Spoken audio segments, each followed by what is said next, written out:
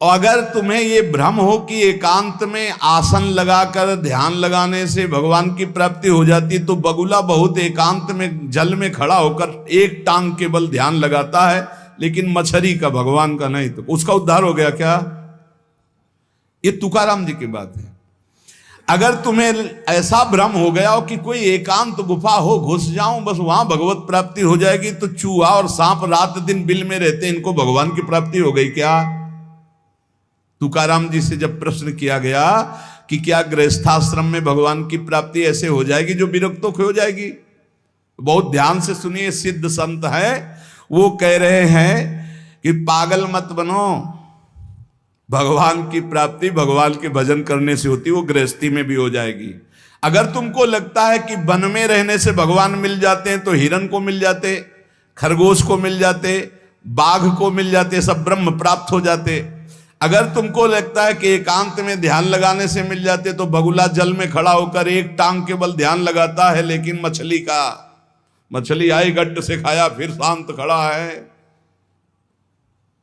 बगुला को नहीं मिला। फिर कहते हैं कि एकांत गुफा में घुसने से भगवान मिल जाते, तो चूहा और सांप बिलई में रहते हैं रात दिन, उनको भगवान मिल जाते। तो इसलिए हम तुमसे कह रहे हैं कि ये ची चपड़ की बातें छोड़ो।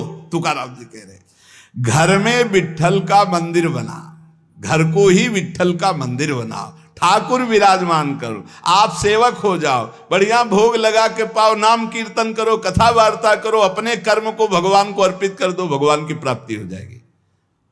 बहुत सहज है गृहस्थ में भगवत प्राप्ति करना।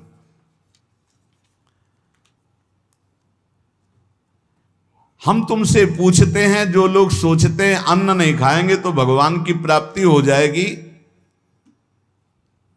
तो कितने ऐसे जीव हैं हमारी प्रकृति में? तुकाराम जी कह रहे हैं ये बड़े महापुरुष हैं, किसी के कहो सांप खाता अन्न, करे क्या धान बक भी, कपट भरा भीतर भरा उदर मल से, करे चूहा भी एकांत गदहा भी भभूत रमावे, तुका जल नक्रालय काग ही नहाय कहो। तो क्या अन्न न खाने से भगवान मिल जाएंगे?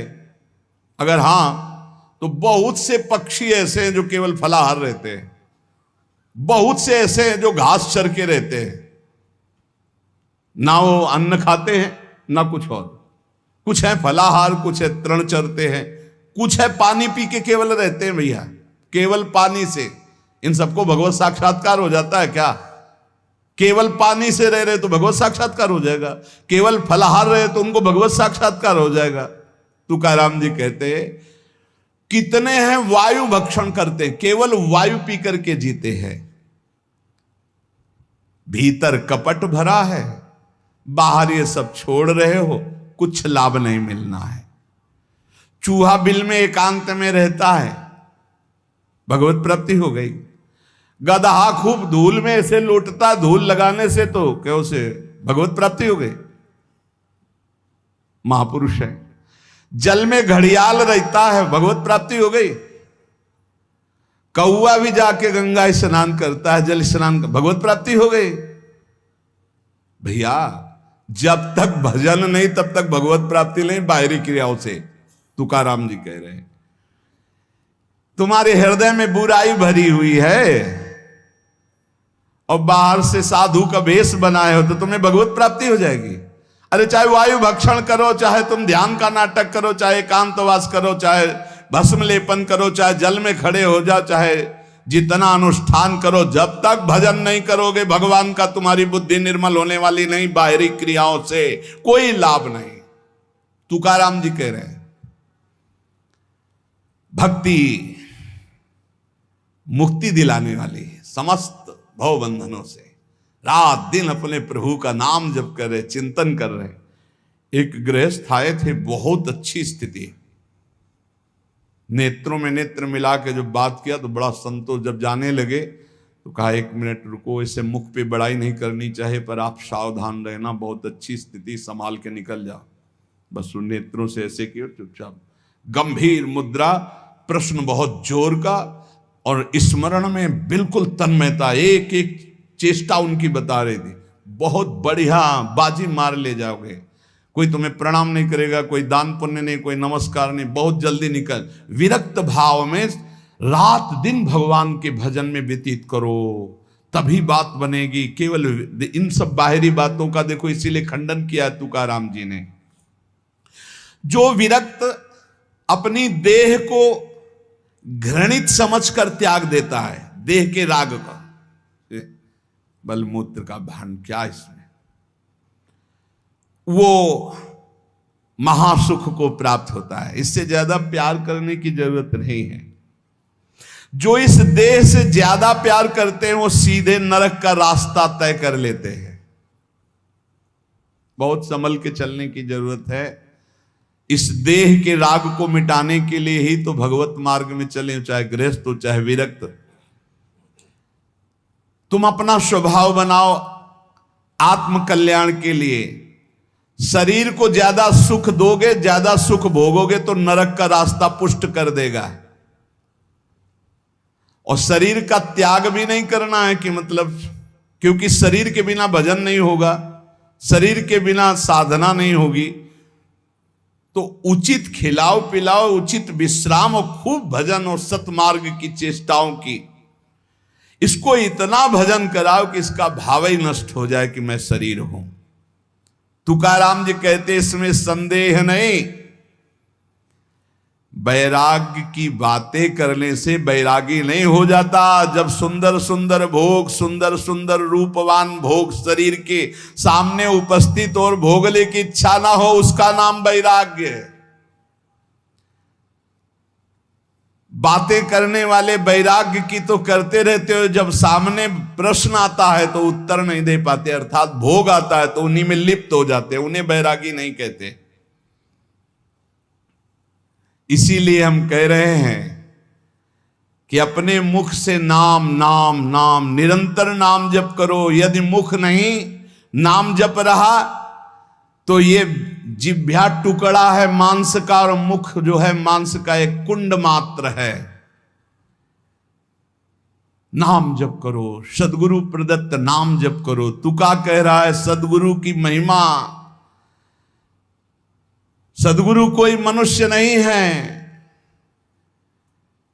चितनासी न लगे बेल काहीं, तया न लगे मूल, वाचे सदा सर्वकाल राम कृष्ण हरि गोविंद। गुरुदेव ने जो नाम दिया है वो कोई मनुष्य नहीं, वो साक्षात राम कृष्ण हरि ही है। बंदो गुरुपद कंज कृपा सिंधु नर रूप हरि। उन्होंने चिंतन के लिए तुम्हें जो दिया है, सारा समय उस चिंतन में लगा दो। अमूल्य है तुम्हारा जीवन। हर समय राम कृष्ण हरि गोविंद नाम जिह्वा पर बना रहे। चिंतन नासी न लगे बेल सर्वकाल करावे।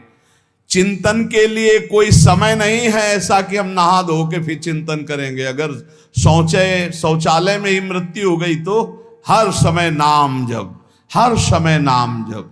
सदा राम कृष्ण हरि गोविंद का चिंतन करो। एक सत्य सार यही है, ना फलाहार रहने से, ना जल पीने से, ना वायु भक्षण से, ना इन सब बाहरी बातों से भगवत प्राप्ति नहीं होती। भगवत प्राप्ति होती सदैव भगवत चिंतन करने से, नाम चिंतन करने से। भगवान नाम कीर्तन भगवान की प्रसन्नता के लिए, भगवत कथा भगवत प्रसन्नता के लिए। तुकाराम जी कहते हैं गीता है, श्रीमद् भागवत है, ये भगवान की प्राप्ति के लिए चर्चा हो रही। जो भगवत प्रसाद रूप मिल जाता है उससे जीवन यापन का। जब तक जीवन है हमें हर समय भगवान नाम जप, भगवत कथा, भगवत भक्तों का संग, यही करना है। प्रभु के नाम की महिमा प्रभु ही समझ सकते हैं, दूसरा कोई नहीं समझ सकता। या प्रभु समझा दे पुरुषोत्तम तो समझ पावे। कर्म के फेर में पड़ा हुआ जीव अगर अट्टहास करके नाम पुकारने लगे तो कर्म बंधन नष्ट हो जाए। राधा राधा राधा जोर से चीख चीख कर, तो बोले कर्म बंधन विध्वंस होते हैं। जितने के कानों में नाम पड़ेगा सबका मंगल होता चला जाएगा।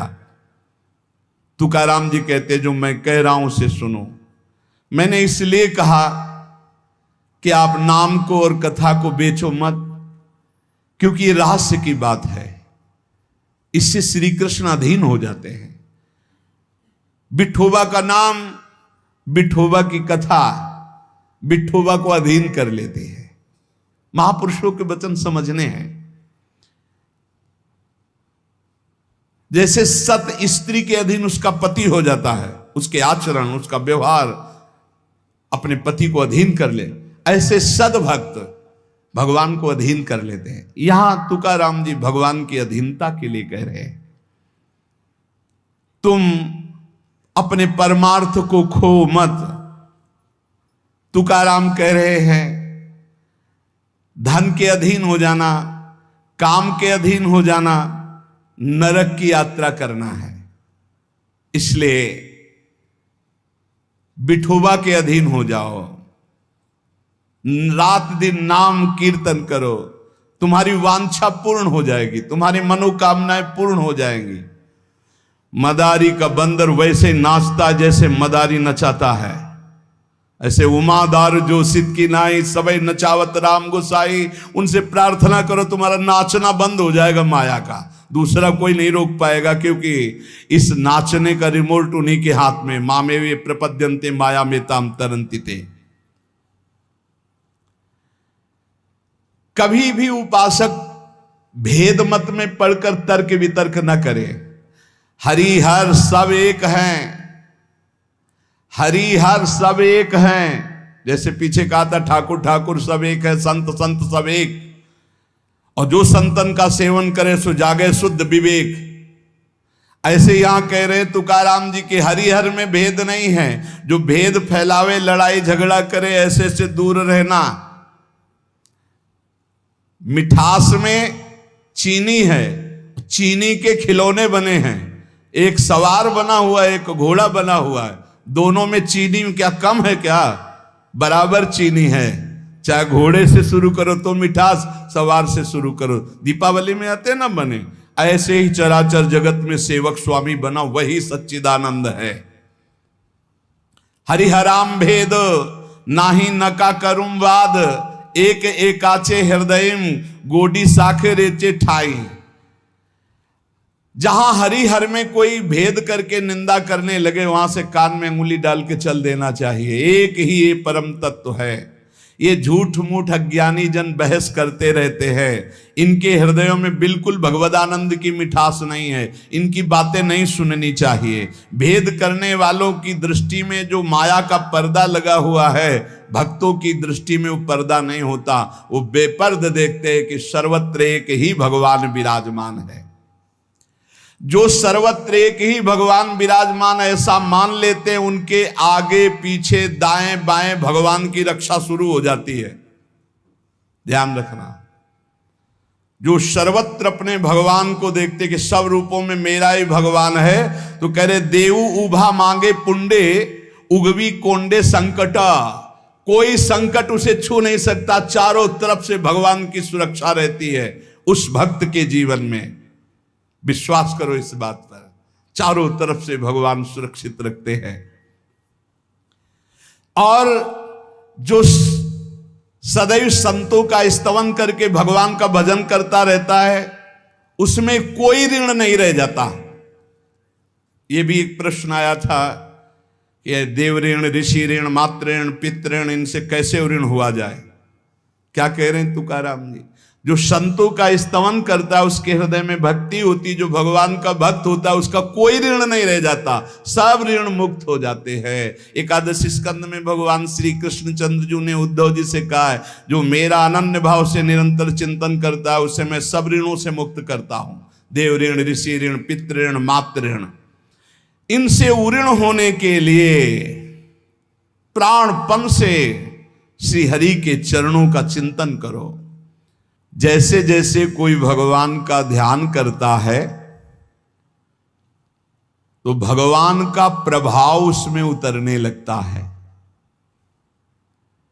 चाहे वो सगुण चाहे निर्गुण, जैसा चाहे वैसा साक्षात्कार कर लेता है। ये बहुत बड़े महापुरुष के वचन हैं, बहुत ध्यान से सुनो, पकड़ो। तुम्हें किसी के आगे घिघियाने की जरूरत नहीं, भगवान का स्मरण करने की जरूरत है, भगवान का ध्यान करने की जरूरत है। जैसे जैसे कोई भगवान का ध्यान करता है तो भगवान के सब सद्गुण उसमें आने लगते हैं। चाहे वो सगुण साक्षात्कार करना चाहे या निर्गुण साक्षात्कार, उसमें योग्यता आ जाती है। म्याणे विठ्ठल ब्रह्मो नवे त्वाचे बोलो नाई कावे। महाराष्ट्र भाषा में कहते हैं मेरे तो सर्वस्व ब्रह्म विठ्ठल भगवान है, तुकाराम जी कह रहे हैं। अब मुझे किसी की बात सुनने की जरूरत नहीं है कि ब्रह्म कौन है, मेरे तो विठ्ठल ब्रह्म है। जो वाणी से अगम्य है मैं उसकी स्तुति क्या करूं, वेद भी जिसकी नेति नेति कह के चर्चा करते हैं मैं उसकी क्या चर्चा कर पाऊं। पर मेरी वाणी को नशा हो गया है उनकी चर्चा करने का। आहा, मेरी वाणी को नशा हो गया, बिना उनकी चर्चा किए, बिना कीर्तन किए, बिना गुण गाए हमें चैन नहीं पड़ सकता। कोई ना हो तो ठाकुर जी को श्रोता बना के सुनाने लगो, ऐसा नशा होना चाहिए। सुनो, अपनी चर्चा आप ही सुनो, ठाकुर जी के सामने बैठ जाए और वाणी लेकर उन्हीं की चर्चा उन्हीं को सुनावे। संसारिक आदमी कर्मेंद्रियों से प्रेरित होकर कर्म करता है, वासना से प्रेरित होकर नाना प्रकार के सुख दुख भोगता है। पर हम कायिक, वाचिक, मानसिक केवल अपने विठ्ठल के लिए कर्म करते हैं, ये बात समझो। संसारिक आदमी कर्मेंद्रियां भाग रही भोगों की तरफ, कर्म करता है, पाप या पुण्य, सुख या दुख भोगता है। लेकिन भक्त कायिक, वाचिक, मानसिक अपने प्रभु को सामने रख करके चेष्टा करता है और उसका कोई ठौर ठिकाना प्रभु के सिवा कोई है नहीं। और प्रभु आनंद सिंधु है, वो हर समय आनंद में मस्त रहता है। कहीं किसी और का प्रयोजन नहीं रह गया है। तुकाराम जी के सब जगह विठ्ठल तू मुझे दिखाई दे रहा है। तन, वाणी, मन ये सब तेरे चरणों में अर्पित हो चुके हैं।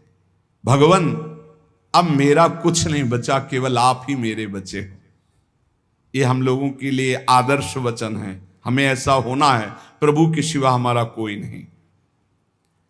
अभ्यास बल में बहुत बड़ी ताकत है। अभ्यास बल हो जाए तो व्याघ्र और सर्प को भी अधीन किया जा सकता है।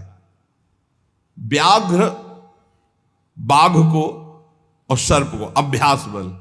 देखो, जो बचपन से अभ्यास करवा लिए सिंह आदि का, तो ऐसे बछड़े की तरह हाथ फेरते हैं, साथ खेलते हैं, कोई फर्क।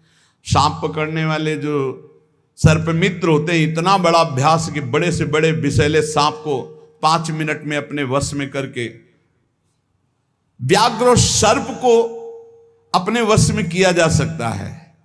अभ्यास से विष को पचा लिया जाता है।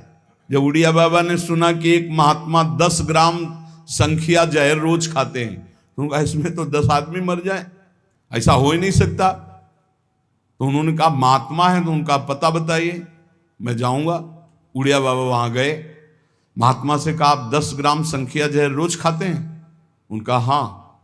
बोले मैं देखना चाहता हूं, क्योंकि विश्वास नहीं होता 10 ग्राम में तो 10 लोग मर जाएंगे। शाम के 4 बजे उन्होंने डाला सिलबट्टा में 10 ग्राम तौल करके जहर, संख्या जहर, जैसे धतूरा होता है ऐसे संख्या, उसे पीसा और पीस करके पूरा धोकर खप्पर में डाला और बस पी गए। महात्मा आए तो आश्चर्य की बात है। बोले तो रोज हम पीते हैं।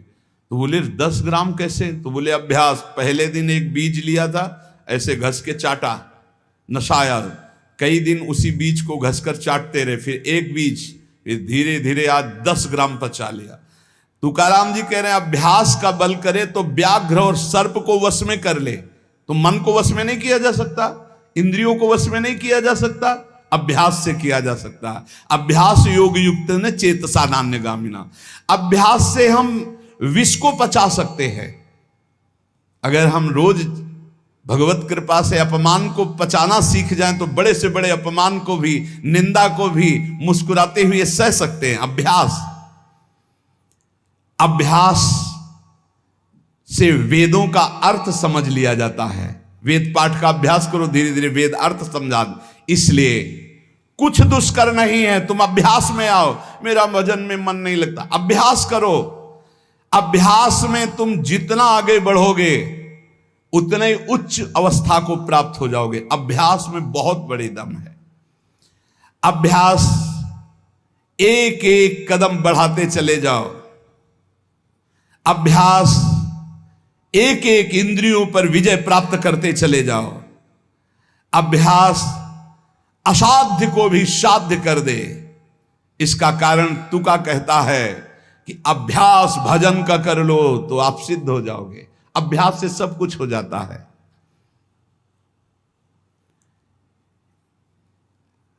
संत जब घर आते हैं तभी दशहरा और दिवाली माननी चाहिए, जो भगवत प्रेमी महात्मा है। बहुत बड़ा प्रभाव है, इसीलिए उस प्रभाव का दुरुपयोग असाधु जन कर बैठते हैं। मूर्तमान परम पवित्रता और तीर्थ चलकर आज आ रहा है, ऐसा अनुभव होता है जब संत आते हैं। आज ही दिवाली दशहरा श्री साधु संत आले घरा, तुकाराम जी कह, आज ही हमारी दिवाली और दशहरा हो गया, क्योंकि भगवत प्रेमी महात्मा हमारे घर पधारे या भगवत प्रेमी महात्मा का सानिध्य मिला। साधु संत एति घरा तोची दिवाली दशहरा। हमारे लिए उत्सव है जब भगवत नाम जापक भगवत प्रेमी महात्मा आए, उनका चरणोदक लिया, उनकी वंदना की और बैठ करके उनसे हम भगवत चर्चा की। ऐसे जो भक्तजन हैं उनके संग का परिणाम क्या होता है कि भगवत साक्षात्कार के लिए छटपटाहट पैदा हो जाती है। जैसे जल से मछली को निकालो तो विकल होकर तड़पने लगती है। जीवना वेगली मासूली तुका तैसा तलमली। जैसे जीवन के लिए मछली जल के लिए तड़पने लगती है, बाहर हटा दो, ऐसे सत्संगी का जीवन तड़पने लगता है भगवान की प्राप्ति के लिए। तभी माना जाएगा सत्संग हुआ है। सत्संग का ये फल है। बड़े भाग पाइप सत्संगा, बिना प्रयास होई भवभंगा। संत आधि देवा मग। अगर एक तरफ बड़े बड़े देवता खड़े हो, एक तरफ संत खड़े हो, तो पहले आराधना किसकी करनी चाहिए? तो बोले देव सरावे परते संत पुजावे आरते। पहले संत सेवा, बाद में देव पूजा। जैसे लब्ध्वा जन्म मर प्रार्थ्यम मानुष्यम, ये मनुष्य जन्म जो प्राप्त हुआ है इसकी सार्थकता भगवत प्राप्ति है। ये देव आराधन से नहीं होगी, ये संत आराधन से होगी, जो भगवत प्रेमी महात्मा है। नरदेह का ऐसा ऊंचा स्थान है कि इससे ब्रह्म सायुज्य प्राप्त कर सकते हो, जो अत्यंत कठिन है। नरदेह की स्तुति बड़े बड़े देवता करते हैं, इसलिए तुम्हें वही नरदेह प्राप्त हो गया है। तुकाराम जी कह रहे हैं तुम सच्चिदानंद पदवी को प्राप्त करने के लिए सच्चिदानंद में डूबे हुए किसी संत महात्मा के मिलन की आकांक्षा करो। भगवान से प्रार्थना करो कि मुझे अपने प्रेमी संत का सानिध्य दे दो। उनकी कृपा दृष्टि से आपका मार्ग खुल जाएगा सायुज्य मोक्ष का। इस लोक को देखो, लोगों की क्या दुर्दशा है। देह मिलने पर भी क्या धन्य हो रहे हैं क्या? नहीं। तो जो विट्ठल के दास हुए वही धन्य हुए। जो विट्ठल विट्ठल ऐसे कहते आयु व्यतीत कर रहे हैं, वही सच्चिदानंद पदवी को प्राप्त होते हैं। तुका कहता है मानव जीवन में तू भजन कर ले, बिना भजन के कुछ सार्थक नहीं जीवन। देखो ना भगवान कितना प्यार करते हैं। रीछ बानर कौन सी पवित्रता धारण करते हैं, लेकिन भगवान वृक्ष के नीचे बैठे और ऊपर डाल पे। प्रभु तरुतर कप डार पर ते किए आप समान। ग्वाल बाल अपने मुख की छाछ भगवान के मुख में डाल रहे सखा मंडली। देखो ना प्रेम हमारे विट्ठल का। तुकाराम जी कह रहे गोलियांची ताकि पिरे कोड़ पोरे चांगली। ग्वालों के मुख की छाछ पी रहे, तभी तो ब्रह्मा जी को मोह हो गया। ये भगवत प्राप्ति कोई कठिन नहीं, बस चौपड़ का खेल समझ लो। चूक गए तो गोटी मारी जाएगी, गोटी मारना भवबंधन में फंस जाना, गोटी निकाल ले गए जीवन मुक्त हो गए। चौपर का खेल। सारी जी मरी झूठी बाती सारी, बद्ध मुक्त वारी बातकारी। कोई जीवन मुक्त होना कठिन नहीं है। लूडो का खेल, चूक गए तुम्हारी गोटी मार दी गई, और सावधानी से अपने अंक को गिनकर गोटी को बचाते हुए निकल गए, जीत गए, जीवन मुक्त हो गए। नहीं गोटी मार दी जाएगी, खेल है एक ये। सारी वही गोटी, सारी मारी गई, सब झूठा हो गया, खेल बेकार हो गया, हार गए। और सारी मारी नहीं गई, निकल गए तुम तो मुक्त हो गए। खेल रखा है भगवान ने। तुकाराम जी से पूछा गया, क्या गृहस्थाश्रम में जैसे विरक्त को भगवान मिल जाते हैं ऐसे मिल जाएंगे? तो उन्होंने कहा, पागल बनने की जरूरत नहीं है। ये बात दिमाग में बैठालने की जरूरत नहीं कि बन बन भागने से ही भगवान मिलते हैं। अपने लोगों के भाग्य में ये मार्ग लिखा था, पर हम आज भी अनुभव करके ही कहते हैं। जो आज दुर्दशा देख रहे हैं, उस दुर्दशा से हम कह रहे हैं कि घर में रहकर धर्म पूर्वक आचरण करते हुए भजन करने से बहुत लाभ मिलेगा। विरक्त मार्ग बहुत ही मतलब आग पे चलने का मार्ग है, खिलवाड़ नहीं है। आप ये समझ लो, खिलवाड़ नहीं। सफीपुर एक गंगा किनारे स्थान है, तो वयोवृद्ध महात्मा सन्यासी रहते थे। तो उनके घर के कुछ लोग गुड़ और ये सामग्री लेके गए, तो उनका गंगा जी में डाल दो या किसी और को दे देना। नहीं, मुझे आपका एक भी अन्न का टुकड़ा नहीं, मैं विरक्त हूं, आपका सेवन नहीं कर सकता। और आप यहां से कुछ एक भी टुकड़ा लेने की सोचना मत।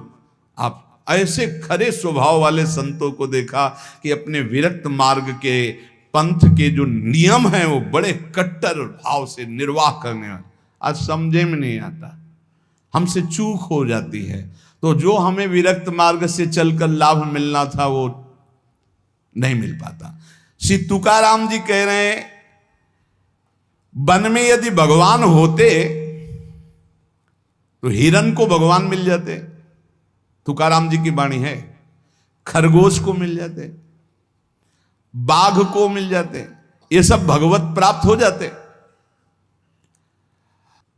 देखो, जब आनंद मिलेगा तब मन पंगु हो जाएगा।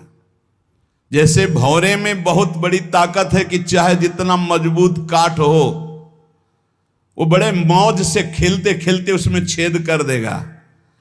जब कमल की पराग वृत्ति में वो पहुंचता है तो थोड़ा सा भी पराग को धक्का न लगे, शांत होकर बैठ जाता है। चाहे जीवन खोना पड़े, वो कमल की पंखुड़ी को नहीं काटता। ऐसे उदाहरण दे रहे, ऐसे ही तुम्हारा मन तब तक उद्दंडता करता रहेगा जब तक भगवत सुख नहीं मिलेगा। और जिस दिन इसे आनंद मिला, भगवद आनंद, ये बैठ जाएगा, इसका अस्तित्व खत्म हो जाएगा, ये बैठ जाए। निज सुख बिन मन होई कि थीरा, बिना आत्मानंद का अनुभव मिले मन स्थिर नहीं होगा, शांत नहीं होगा, विश्राम नहीं पाएगा। भौरे का दृष्टांत देकर के मन को समझा रहे कि मन भौरा है, भटक रहा है विविध भोगों में, बड़ा मजबूत है, बलशाली है, लेकिन ये तभी निर्बल बनेगा जैसे भौरा कमल में आ जाता है तो वहां अपना बल खो देता है। ऐसे ही श्री हरि चरणारविंद, हरि नाम, भगवद आश्रय, भगवत भक्ति, इसी में मन आनंद को प्राप्त होगा। तो आपको कहीं भागने की जरूरत नहीं। आपने सुना कि जंगल में भागने से क्या होगा, जल पीने से क्या होगा, फलाहार रहने से क्या। शांति से अपने घर को ठाकुर जी का मंदिर मान लो, खूब नाम कीर्तन करो, भगवत चर्चा करो, भगवान का सुमिरन करते हुए जीवन व्यतीत करो, इधर भी सुखी परलोक में भी सुखी। किसी से आशीर्वाद मांगने की जरूरत नहीं, दौड़ने भागने की जरूरत नहीं, हाहाकार मचाने की जरूरत। ये बहुत आनंद का जीवन है मानव दे। बस सुलझ जाओ, शांत हो जाओ, जहां तुम हो वहीं सब ठीक।